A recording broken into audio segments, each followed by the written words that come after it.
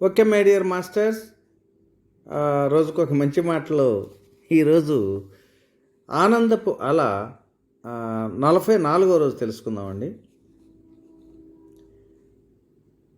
చూడండి, మనం చాలాసార్లు ఎంతోమంది ఏదన్నా ఒక అనారోగ్యం వచ్చినప్పుడు ఏమిటో ఈ వ్యాధులు బాధలు ఎందుకో, ఇన్ని అనారోగ్యాలు ఏమిటో, అసలు నేనేం పాపం చేశానో అనుకుంటూ ఉంటారు.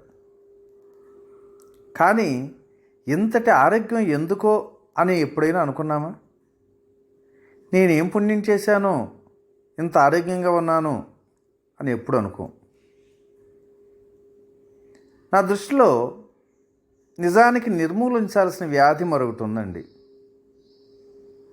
అదేమిటంటే మృత్యు భయం. చావు పేరు చెబితేనే ఎందరో భయపడతారు. కానీ అర్థం చేసుకుంటే మరణం అన్నది జీవితానికి ఒక గొప్ప వరం అండి. మరణం అంటే కాదు అంతం. మరణం ఉంటేనే జీవితం అత్యంత రసవంతమవుతుంది. మృత్యు అన్నది బూచి కాదు, అది ఒక దివ్య ప్రయాణపు దిక్సూచి లాంటిది. జీవితానికి విలువనిచ్చి ప్రతి క్షణాన్ని అమూల్యం చేసిన అద్భుతమైన ఆభరణం ఈ మరణం.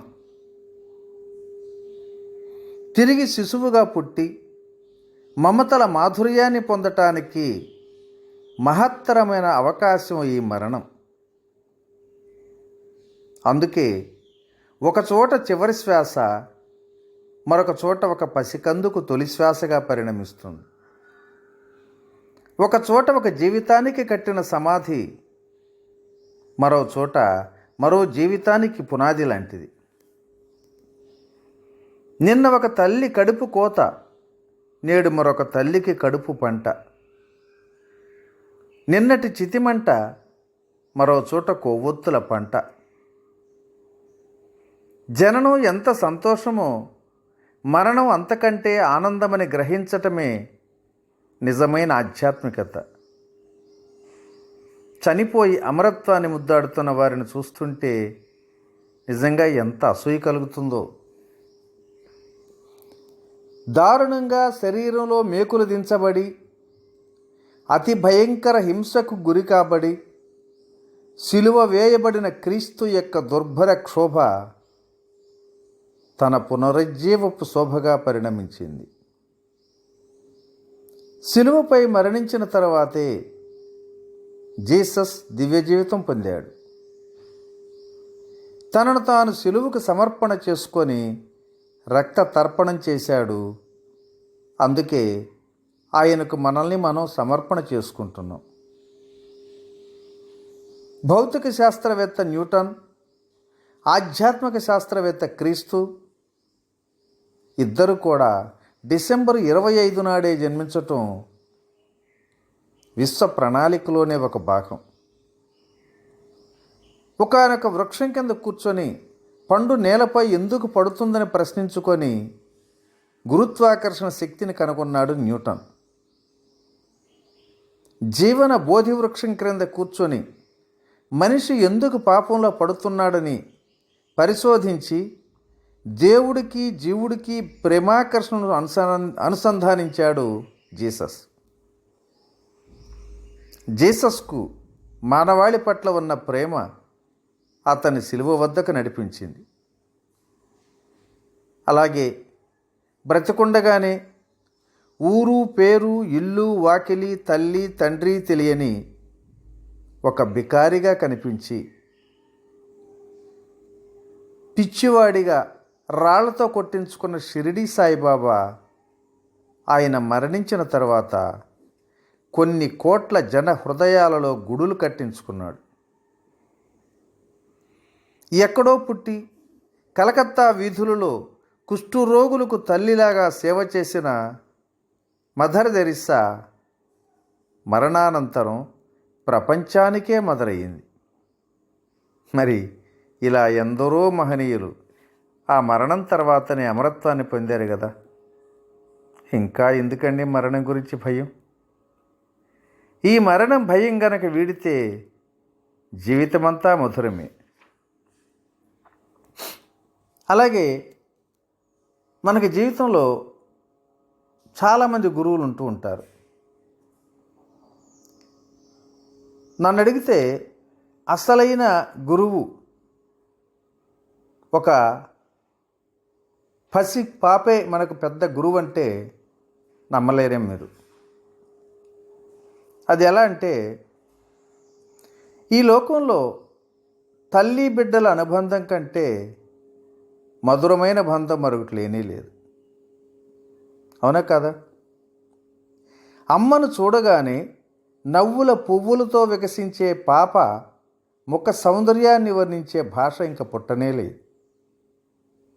ఆ పాప కేరింతలకు పులకరించే మాతృ హృదయ స్పందనలు కొలిచే పరికరం ఈ లోకంలో లేనే లేదు.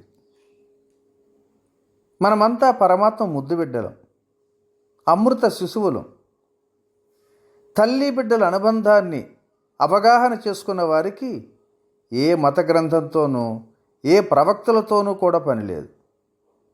అందుకే పిల్లలు దేవుడు కల్లాకపట మెరుగని కరుణామయులని సినిమా కవులు కూడా కొనియాడి చక్కటి పాటలు కూడా తయారు చేశారు. తల్లి బిడ్డల అనుబంధం దేవునికి జీవునికి మధ్య గల సంబంధం లాంటిదేనండి. పాపకు అమ్మ సొంతం. పసికందుకు ఆ తల్లిని వెతికే అవసరం ఉంటుందా? ఆ అమ్మే పాపను హక్కును చేర్చుకుంటుంది. అయితే ఆలోచించే మెదడు పెరుగుతున్న కొద్దీ అమ్మను వెతికే అవసరం ఆ పాపకు మొదలవుతుంది.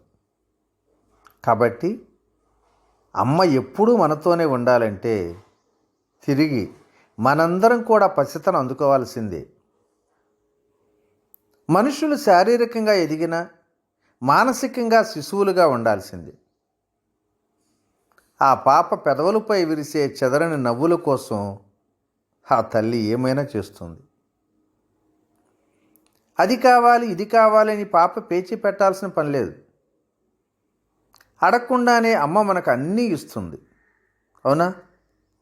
మరి అలాగే మనకు అవసరమైనవన్నీ కూడా ఆ దైవం అడగకుండానే ఇస్తాడు కదా. ఇవ్వాల్సిన సమయంలో ఏది ఇవ్వాలో, ఎప్పుడు ఇవ్వాలో, ఎంత ఇవ్వాలో ఆ దైవానికి బాగా తెలుసు. కాకపోతే తల్లి పట్ల పాపకున్న చెదరని విశ్వాసంలాగా మనం కూడా ఆ దైవంపై విశ్వాసం ఉంచితే చాలు. ఇక మన జీవితం అంతా పరమానందమే. మనం ఆ దైవం కోసం వెతకాల్సిన పని లేదు. ఆ దైవమే మన కోసం వెతుక్కుంటూ వస్తాడు. జీవితంలో అలజడులు, చిక్కుముడులు, దుఃఖాలు, కష్టాలు వీటన్నింటినీ దాటి గట్టుకు చేరే మార్గాన్ని ఉపదేశించే గురువులు ఒక్క పిల్లలు మాత్రమేనండి. అందుకే బడి పాఠాలు మనం వాళ్లకు నేర్పితే బ్రతుకు పాఠాలు వాళ్లే మనకు నేర్పుతున్నారు. ప్రతి ఇంటికి తన కానుకగా దైవం ఇచ్చింది ఆ భగవద్గీత లాంటి పసిపాపలే. శిశువే మనకు అసలు శిశులైనటువంటి గురువు. శిశువు సజీవ భగవద్గీత లాంటిదే అని భావించాలి. జీవిత పరమార్థం ఆనందమేనని ఆ పసిపాప తన స్వచ్ఛమైన నవ్వుతో బోధిస్తుంది మనకు. మనం కోరాల్సినవి ఏమీ లేవని తానేమీ కోరకుండానే తెలుపుతుంది. తల్లి పట్ల తిరుగులేని విశ్వాసంతోనే ఉంటుంది. తల్లిని అర్థం చేసుకోవటానికి కనీసం ప్రయత్నం కూడా చేయదు. కేవలం అమ్మకు చెందే ఉంటుంది. బాల్యానికి బలమైన శక్తి అమాయకత్వమే కదా. పసిపాప కంటిలో పరమాత్మ దర్శనం లభిస్తుంది బాగా పరికించి చూస్తే. కాబట్టి మిత్రులారా, ఒడిలోని దైవాన్ని వదిలి గుడిలోని దేవుడికై వెతుకులాడకండి. శిశువులు యోగేశ్వరులు. మన సాధనల పరమగమ్యం తిరిగి ఆ బాల్యాన్ని చేరుకోవటానికే, ఆ అమాయకత్వం పొందటానికే. మరందుకు ధ్యానం చేయటమే ఉత్తమమైన మార్గం. ఓకే ఫ్రెండ్స్, మరి ఈ మంచి మాటను ఈరోజు ఇంతటితో ముగించుకుందాం. మరి రేపటి రోజుని భగవద్గీత గురించి మరి నాకున్నటువంటి దురభిప్రాయాలు, అలాగే ఆ తర్వాత ఈ ఆధ్యాత్మిక జీవితంలోకి వచ్చిన తెలుసుకున్న సత్యాన్ని కూడా చెప్పుకుందాం. ఇట్లా మీ రామిరెడ్డి మానస్తరారు. Thank you.